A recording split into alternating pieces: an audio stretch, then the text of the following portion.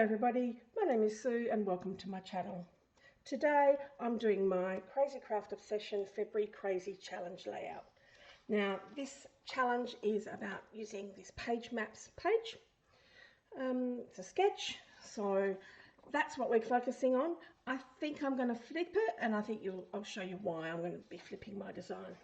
So today I'm doing some photos about a telegraph station in Alice Springs. And I'm using the Simple Vintage Weathered Garden collection. So I've got all the ephemera and stickers and all the bits and pieces. I've chosen some specific ones out of there that I really like.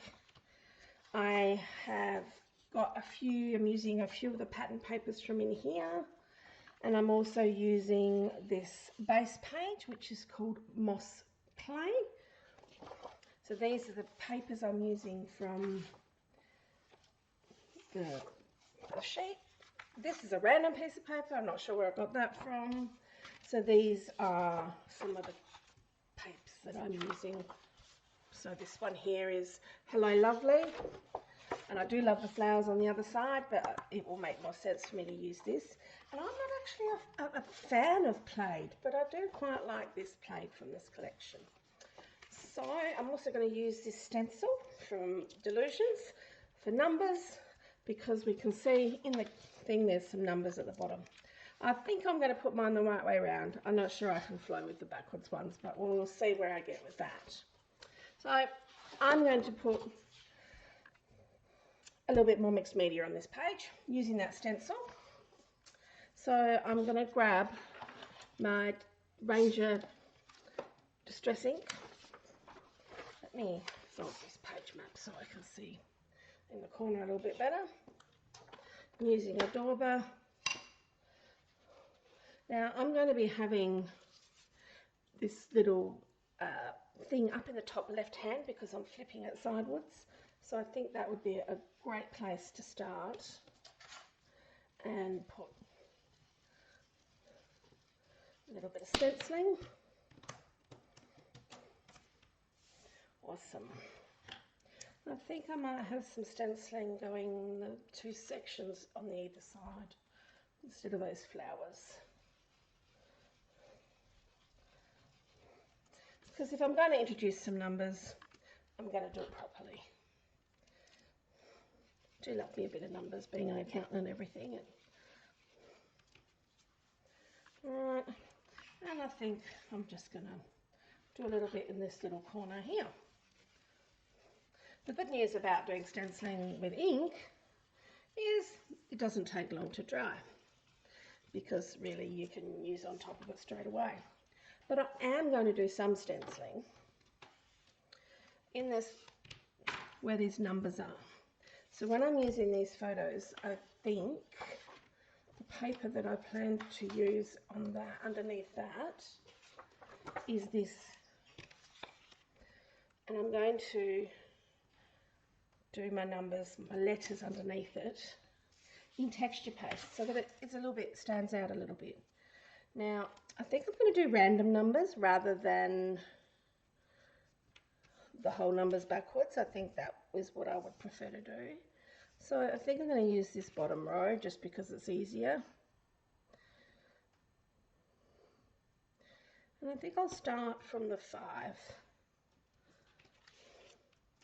So what I'm using today is this is some Cadence relief paste. Now I love the fact that it's pre-coloured and it's actually beautiful texture paste to use. If you have a look at the lid, even if you screw it on, right, it just comes off. Like it's not sealed in any way, shape or form. It just comes off. So I always have been using Glad Wrap. And a little bit earlier today, I actually got in here with some water and wet it down so that it would be of a smooth consistency. So I won't be buying these again. I've got quite a few. Like I said, beautiful to use, but not a fan of the way they were packaged.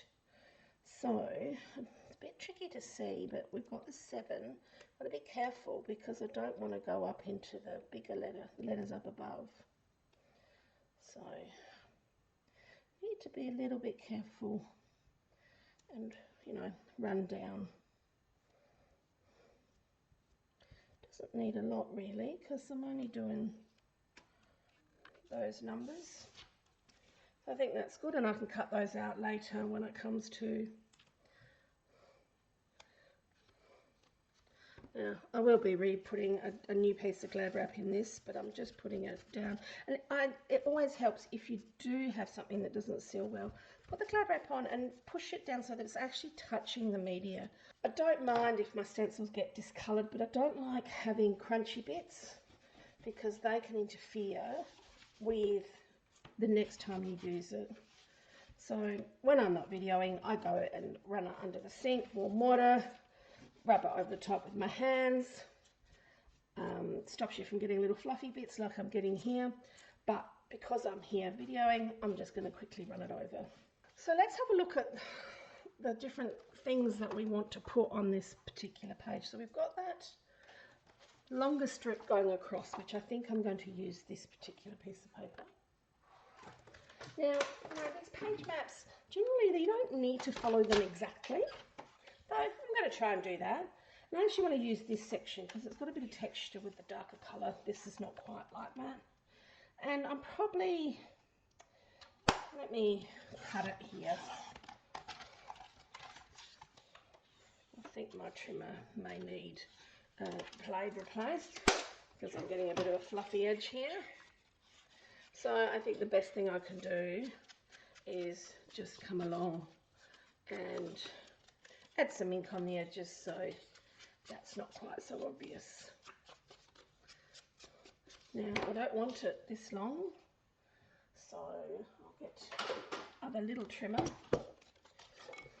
and just chop it short. There's no exactness required here, but I sort of had a look and thought I'd get a, you know, halfway through a patch rather than at the end of a patch of colour. So we'll finish off that. So that's the background piece. Now we've got this square piece which they've got flower pattern.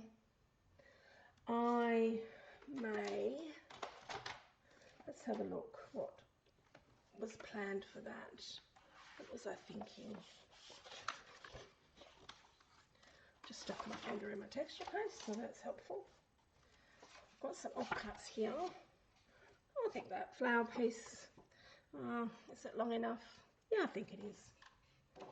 So I'll get my cutting machine.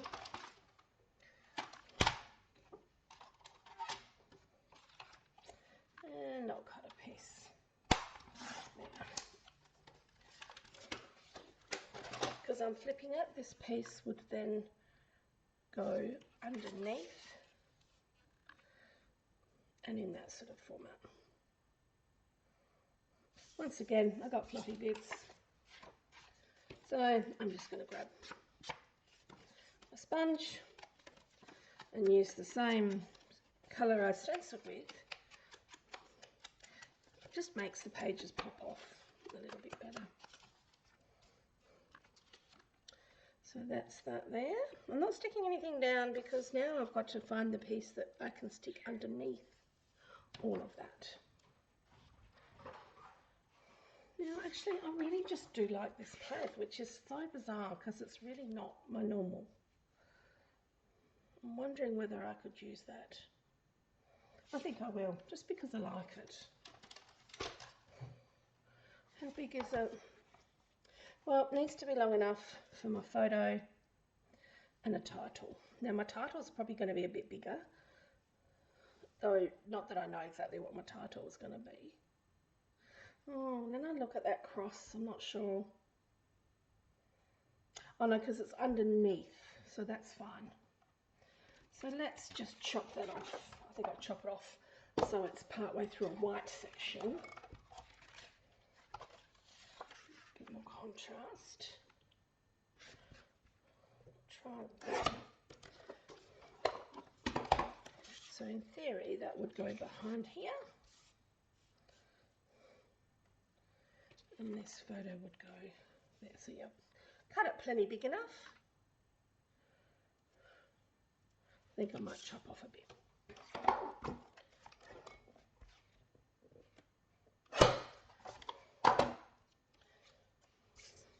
once again, grab my distress ink and I'll top it up a bit with ink. This time I've used it a fair bit. And we'll just ink up the edges. I tend to try, and I don't always remember, but if I ink up one, I like to ink it all up.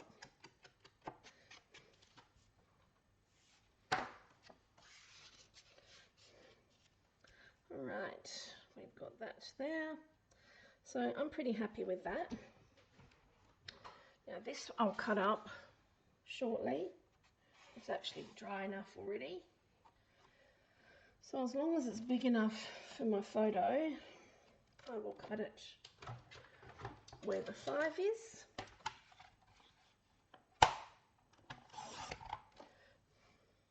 Oh, it's not quite dry.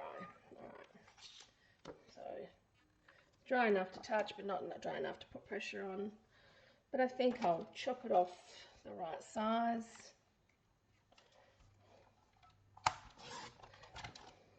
So he'll be ready to go over there with my photo that way.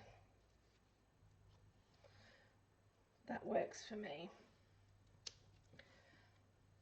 So I will go ahead and ink the edges of this page as well,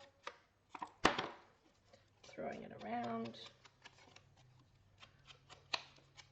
I tend to have a really loose grip when I'm inking because I don't always want really intense colour. I'm just wanting a tinge. So that's probably why I dropped it. So that will sit halfway there.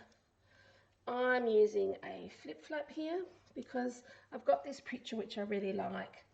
And I've got this picture and there's a person in that bottom picture that I'd like to keep in there. But it's not a particularly great picture.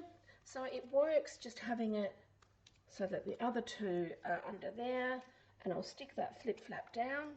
So they're still there, but they're not front and center because they're not great photos. I do like this, and for some reason I love this entry to telegraph station photo. Don't ask me why, I can't explain that. Alright, so I just want a little bit more embellishment than what this particular layout gives us. So what I've gone ahead and done, so instead of flowers, I have cut some pieces of this barbed wire. So that's a uniquely creative die. It is called, it's from the Country Roads collection, and it's called barbed wire die. And this was also something I got given, so I'm very lucky that I got given this, and I think it just gives a bit old world feel, so I will also add that in. So just going to run this barbed wire across, I'll cut a few, reaching across, I'm sorry.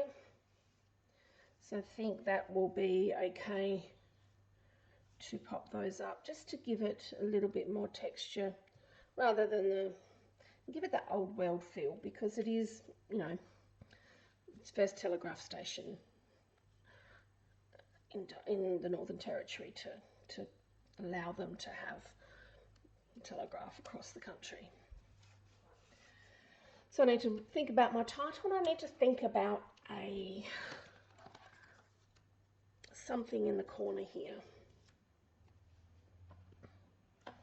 I was wondering whether enjoy the simple life, but I'm not sure.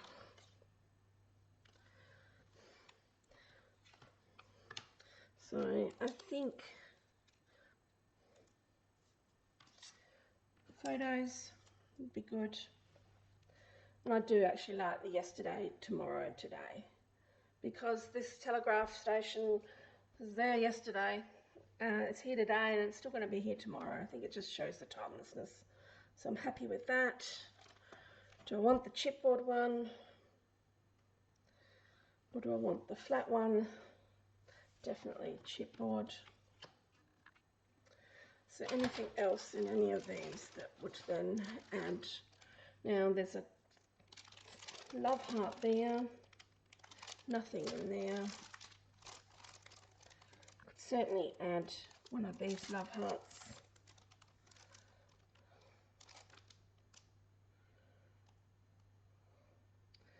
Nothing really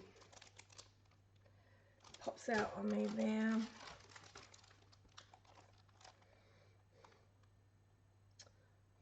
Nothing really there either. It's a newsprint love heart, but not so sure. What else have we got? A lot of those sayings don't work.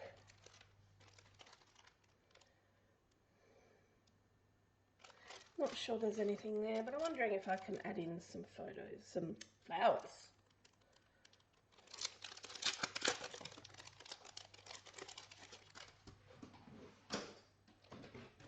I grabbed these little lids from some Kmart containers that we've got. And perhaps pop some flowers in and amongst these bits and pieces. Maybe another one here. A little one here, cover that break up, make that easier to deal with. Maybe a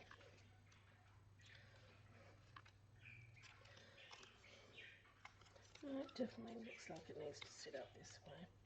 Not a fan of that. Let's see what else I can find.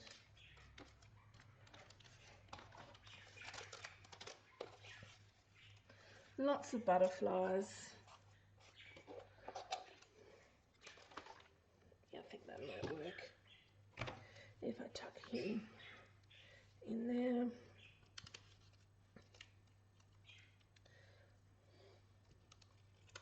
So rather than make you watch me stick all this back down again, I am going to come back when it's all stuck down and show you where we got to. So I have stuck down all my pieces. I've done my bit of journaling. I've added my title, which is Alice Springs. And I was going to write Telegraph Station, but it says entry to Telegraph Station right there. So I used Alphabet Soup puffy stickers from Doodlebug Design. I know that Crazy Craft Obsession have a green one of those on their website. And they also have some of this simple vintage weathered garden collection available. So head on to their website if you are interested in any of those. Now, I didn't add this flip flap because I thought that some of you might want to know how I actually put that on. So these flip flaps are available, well, I got these from Close to My Heart. I'm not sure where else they have them, but that's where I got these from. So what I'm going to do is I am going to work out where I want it, and then I have folded the flap where the sticky bit is, and the sticky bit is on this side over. So that's how I want it to sit.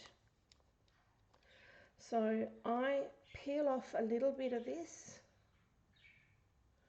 and tuck it up so I can grab it.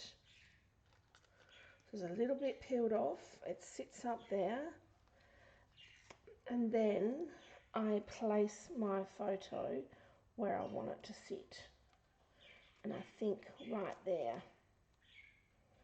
Now, holding this tight without moving it, I can then rip off the rest to reveal the sticky under there. Alright, so then I'll lift it up, and you can burnish this really well. So you might not be able to see, but it has lots of little bumps, little gluey bumps. And when you burnish it well, and you could use a tool, I have my nails, it takes those bumps out so you know that it's adhered really well. Then I'm going to stick my photo underneath so that when these are in the pocket correctly, you actually can't see the photo underneath because it lines up perfectly. Alright. Now, when it comes to putting it into my page protector, what I do with this is I will cut a slit in the page protector, and this will actually sit outside so that when people are looking through your album, they can lift it up and see what's underneath. Great idea for hidden journaling and the like as well. So I'll stick my photo under there in a minute. Other thing, I think this needs some splatters and perhaps also some dots of some sort. So let me grab, I don't want a glittery one, so let me just grab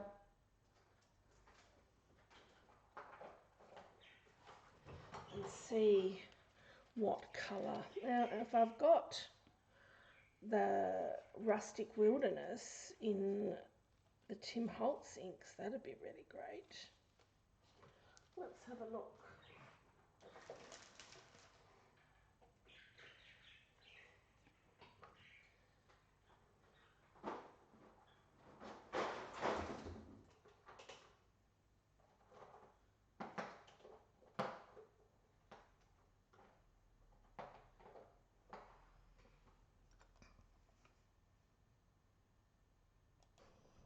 So yes, I do have the Rustic Wilderness in the Distress Oxide spray.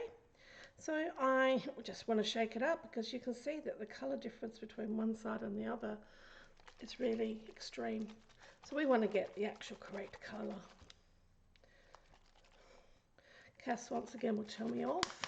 You can see now, you can hear that the actual bead is moving freely.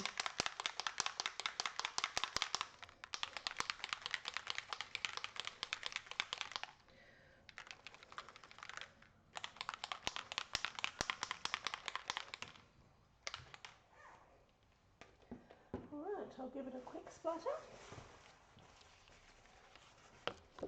using my puppy pad to stop my whole desk getting covered.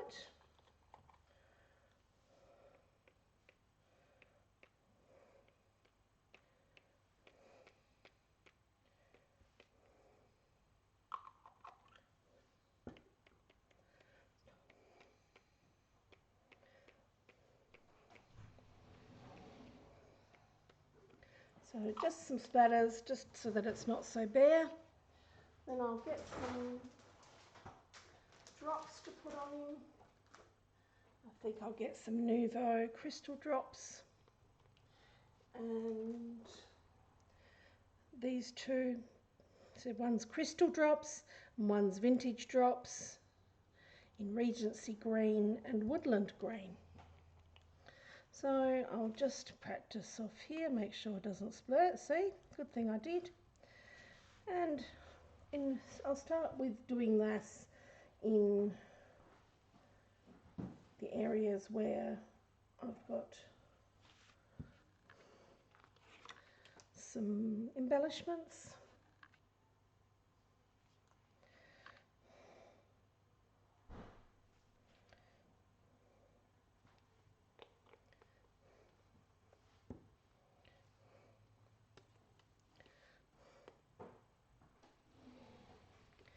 And then